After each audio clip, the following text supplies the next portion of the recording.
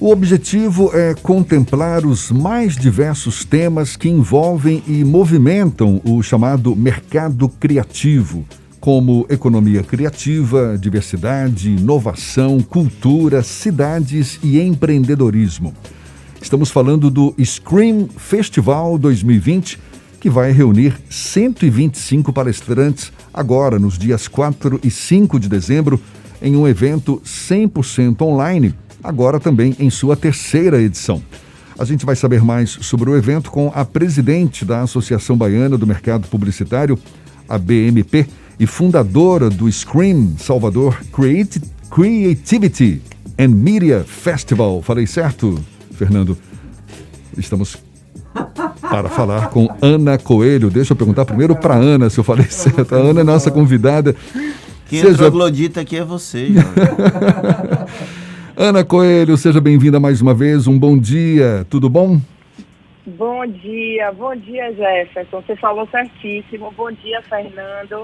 Bom dia para todos os ouvintes do Isso é Bahia, para a Tarde FM.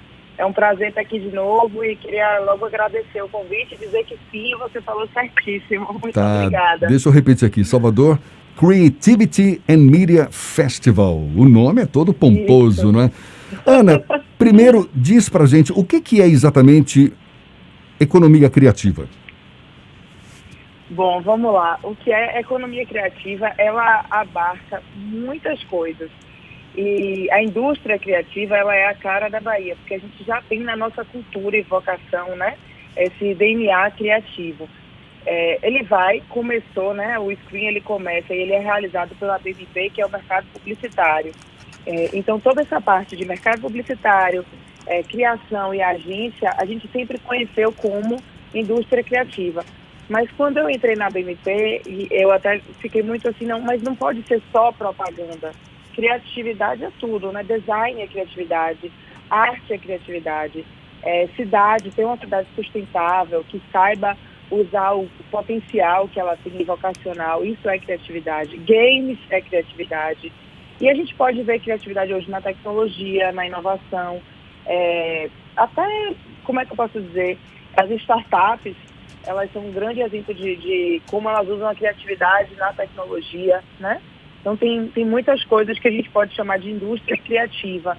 E isso é o que é o rico do Screen, né? Porque ele junta essa vocação da Bahia, de ter essa criatividade, com isso que hoje está sendo muito usado no mundo, que é esse termo economia criativa, né? Você trazer a criatividade e fomentar a economia através da criatividade. Ela não se restringe mais ao criativo de uma agência de propaganda e que faz um anúncio para o Jornal à Tarde ou faz um spot para a Tarde FM, né? A gente amplia isso. Empreendedorismo criativo, a gente pode falar sobre tudo isso no Screen. A gente fica com um evento muito maior. Não sei se deu para entender, Jefferson, mas eu acho que é mais ou menos isso. E como é que você definiria a importância dessa economia criativa, por exemplo, para o desenvolvimento econômico, social, para a geração de renda aqui no município? Pois é, eu acho que tanto Salvador quanto a Bahia, mas vamos falar de Salvador. Eu acho que tem um grande potencial vocacional, criativo, e que a gente não usa. A gente poderia tentar usar isso como um dos vetores da economia. A economia criativa pode ser um dos vetores, como o turismo é um grande vetor, a economia criativa é um grande vetor, e que ele pode ser usado, porque a gente tem isso já é singular. Isso em outras cidades teria que ser, digamos assim, às vezes viajando, interior de outras cidades, você vê como as pessoas precisam criar algo que não existe ali, não é vocacional, não é do povo. A gente tem criatividade aqui, desde uma pessoa que vai num carrinho vender cachorro quente e pinta o carrinho de rosa e faz uma música. A gente tem vários exemplos que vêm das pessoas, né? Tem um festival, um dos festivais que a gente se baseou, que é o SXSW, que é em Austin, no Texas. É um festival nos Estados Unidos. A cidade não tem absolutamente nada.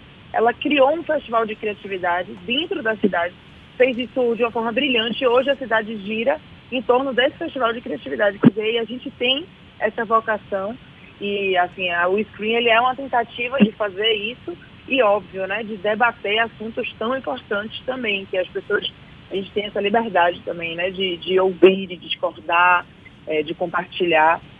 Eu acho que a gente pode usar isso, né, a nosso favor, essa vocação que a gente tem. Ana, quais são os principais destaques da edição de 2020 do Screen? Você fala de pessoas ou painéis? De convidados e painéis. De convidados, né? A gente tem o Screen hoje, a gente está com 130 palestrantes. É gente pra caramba. E assim, isso é uma coisa que me deixa muito feliz. Como a gente conseguiu criar um valor das pessoas quererem estar lá, né? Então, a gente tem desde um americano, que ele é o CEO do Newsweek, que é aquela revista americana, né? A Newsweek é a revista mais antiga nos Estados Unidos. Tem a Time e a Newsweek. E ele é um indiano e fez toda a transformação digital da Newsweek. Por exemplo, cobertura de eleições, tudo que a gente imaginar de jornalismo, a Newsweek contempla, o jornalismo político e tal. Então ele vem falar um pouco como que ele transformou uma revista num veículo digital. Aí a gente tem o Thomas Alvim, que é o coordenador do INSPER em São Paulo, ele é o presidente coordenador do INSPER, que vem falar um pouco sobre cidades e como que a gente pode valorizar a nossa cidade. Lucas Reis, que já esteve com a gente em outros anos, que é da Zygon e fala muito sobre toda essa parte de tecnologia, como é que a gente usa essa tecnologia e essa inovação a nosso favor. E ele é baiano e faz um trabalho no Brasil, não só aqui. Olha, tanta gente, tantos painéis que a gente conseguiu juntar. A gente tem a turma, a gente conseguiu trazer, vai ter um painel sobre a Bahia no Vale do Silício. A gente tem uma pessoa do Google, do YouTube, e eu esqueci agora qual é a outra plataforma, que estão lá, tem baianos que estão lá e vão falar para a gente de lá o que a gente pode trazer para a Bahia, ouvindo essas grandes plataformas. Então a gente tem desde plataformas como o YouTube, a uma Newsweek falando muito de comportamento também, que é uma coisa que o Screen sempre trouxe, né? Eu acho que tem muita coisa. Aí tem Tereza Paim, que vai falar um pouco dessa inovação na área gastronômica, né? De propósito na área gastronômica. Como é que você pega um restaurante e transforma do jeito que ela transformou. E ela é uma baiana que super representa esse segmento, né? E criativa nos pratos, criativa como empreendedora. Então a gente tem são alguns exemplos assim que eu me lembro aqui agora, mas são 130, Fernando, pessoas, imagina. E painéis, né? Aí tem painéis de 3 pessoas, 4 pessoas. Porque a ideia é sempre que a gente faça debates mesmo, né? Que a gente faça provocações de pessoas que possam assim discordar, concordar em alguns casos também, né? O formato deste ano é completamente online e tem mais horas do que dias do Screen, ou seja, tem atividades simultâneas. Essa Sim. possibilidade dele ser online, ele vai deixar que os demais conteúdos eles permaneçam por mais tempo na rede, caso alguém queira assistir depois? Sim. A gente pegou o mesmo modelo que é presencial. Eu fico super sentida, todo mundo, né, nessa pandemia, de não poder estar lá no centro da cidade rodando, porque isso era uma coisa muito a cara do Screen. Então, a gente vai estar lá na Barroquinha com uma sala que a gente está chamando de Sala Salvador.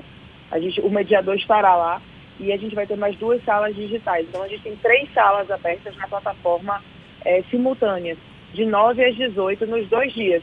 Então, da mesma forma que você podia andar da Barroquinha para o Gregório, do Gregório para o Fazano, digitalmente, né, virtualmente, você vai poder ir de uma sala para outra.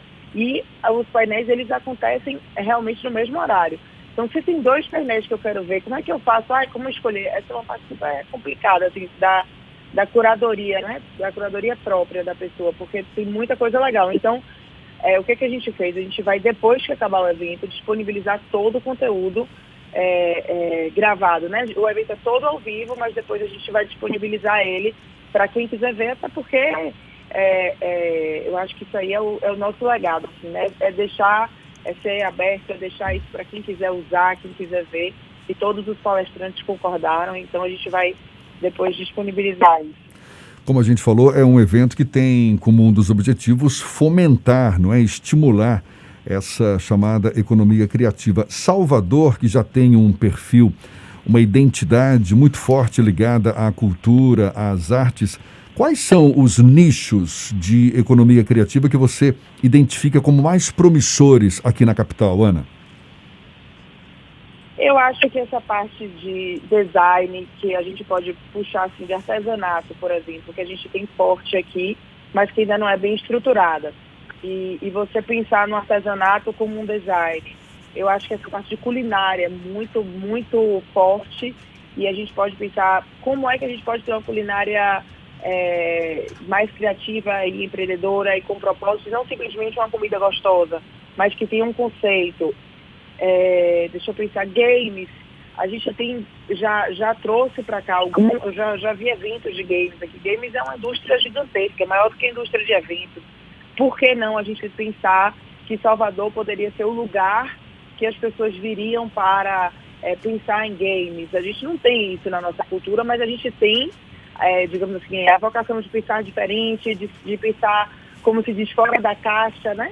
Então, por que não trazer essa coisa dos games também para dentro? E toda a parte de conteúdo, que hoje, se a gente que mexe com isso, né, Jefferson, você, Fernando, eu, que trabalhamos com comunicação, a gente sabe que hoje a comunicação não está mais só nos veículos, né? Uhum. Todo mundo é produtor de conteúdo.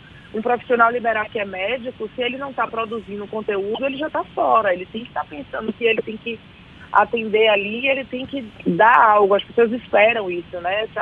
Essa lógica mudou, né? De que só os veículos produzem. Hoje o veículo é mais um curador do que um produtor mesmo de conteúdo, né? As pessoas estão produzindo. Então, assim, talvez conteúdo seja também uma das mais ricas aí para a gente pensar em economia criativa, né? Por que não polo para se pensar em como ajudar as pessoas a produzirem e a monetizarem seu conteúdo, né? Não é raro a gente ouvir aqui no Brasil de que ganhar dinheiro com bens intangíveis não é tão fácil assim. É muito comum, né? A gente ouvir que não dá para viver de arte no Brasil ou que a cultura não é valorizada no país. Como é que você acha que a gente pode reverter esse pensamento? Esse pensamento, eu concordo que a gente tem muito isso, falava-se muito isso, tanto de arte quanto de esporte, né? Eu acho que tem essas duas linhas que, por exemplo, você vê outros países valorizam tanto o esporte e a arte. A gente aqui tem um futebol, mas assim, a gente não valoriza o futebol de base, a gente não valoriza o futebol feminino, a gente não valoriza a arte, como você falou, né?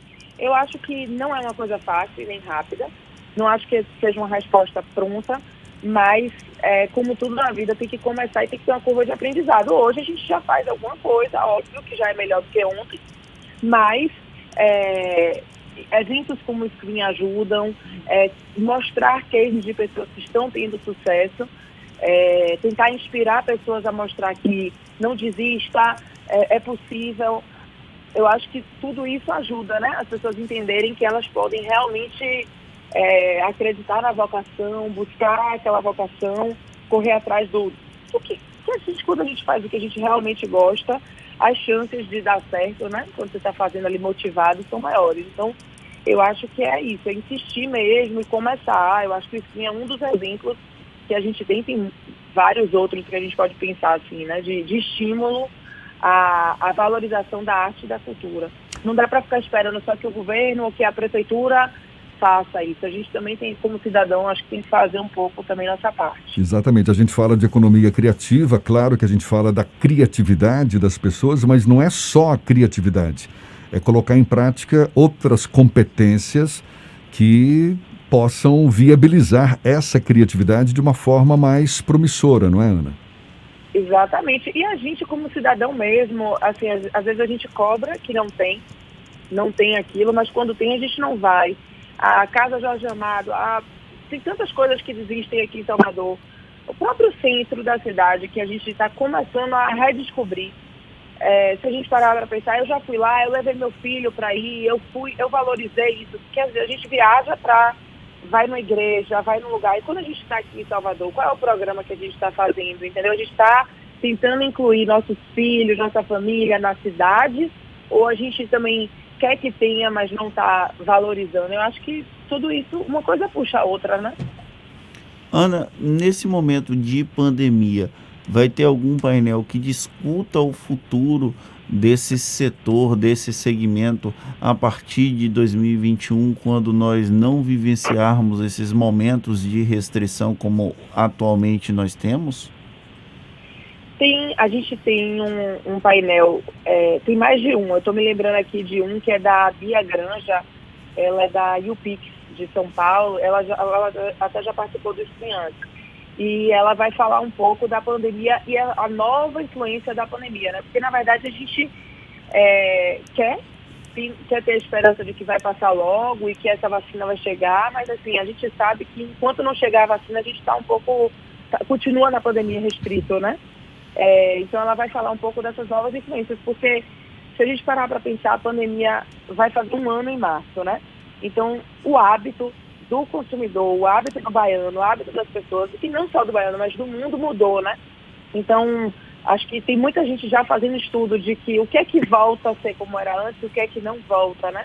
Então, a gente vai ter um painel que vai falar dessa influência e óbvio que a gente vai mudar os nossos hábitos. Eu não acredito que vai ser como está hoje, mas também não vai ser como era antes, né? Esses novos hábitos vão influenciar. E aí a gente tem esse painel da Bia, tem mais de um painel que fala sobre pandemia, mas o dela é muito isso aí que você falou, assim, como é que a gente vai ser influenciado por isso, né? Quando, teoricamente, voltar ao normal, se é assim que a gente pode chamar, como é que a gente vai ser influenciado, o que vai mudar na nossa vida, né? Porque muita coisa, a gente conseguiu ver na pandemia, muita coisa que a gente não valorizava, né? Por exemplo, a tecnologia estava aí, a gente não necessariamente estava usando da melhor forma. Hoje eu acho que todo mundo entendeu que a tecnologia veio para somar, né? Mas ninguém vai viver só à distância. Então eu acho que vai ter uma mistura aí. Esse painel dela vai ser muito bom para ter essa noção, né? Porque é baseado em estudo também, né? Ela faz essas pesquisas, mas ainda tudo muito incerto, né? Eu acho que na pandemia ainda é tudo muito incerto. A gente percebe que tem setores da cultura que ainda são muito dependentes do apoio público ou então de recursos da Lei Rouanet, que tanta Verdade. polêmica já causou, não é, nesses últimos anos.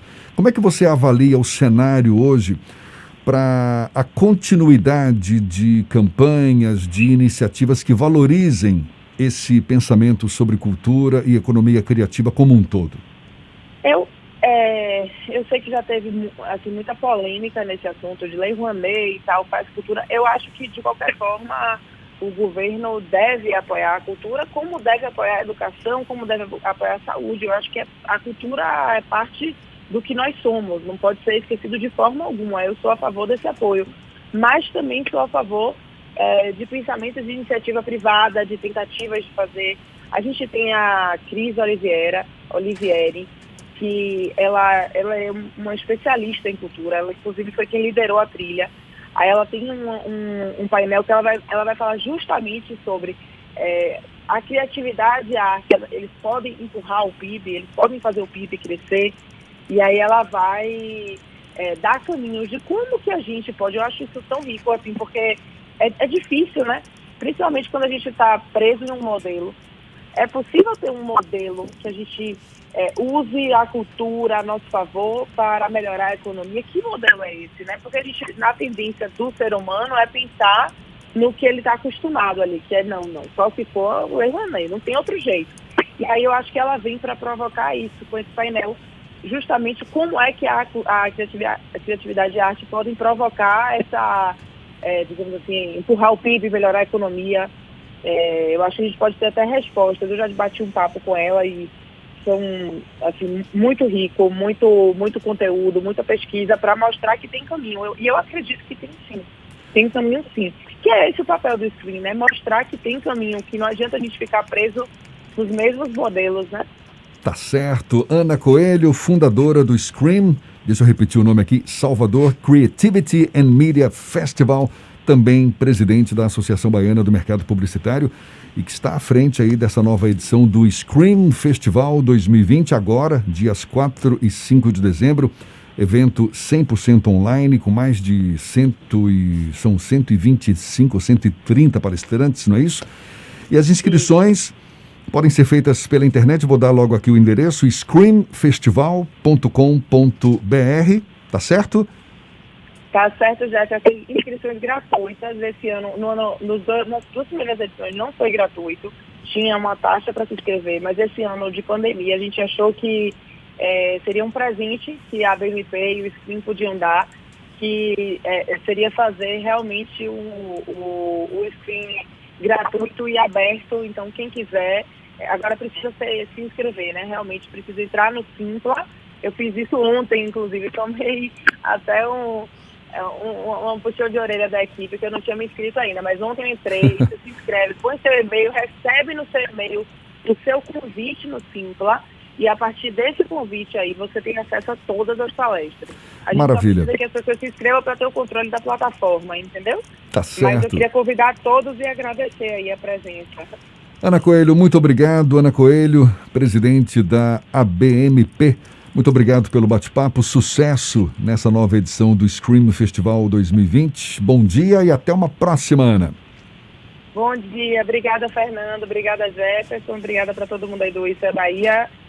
Um bom final de semana aí também para vocês. Espero vocês na semana que vem no Scream. Um abraço. Agora 7h47 na Tarde FM.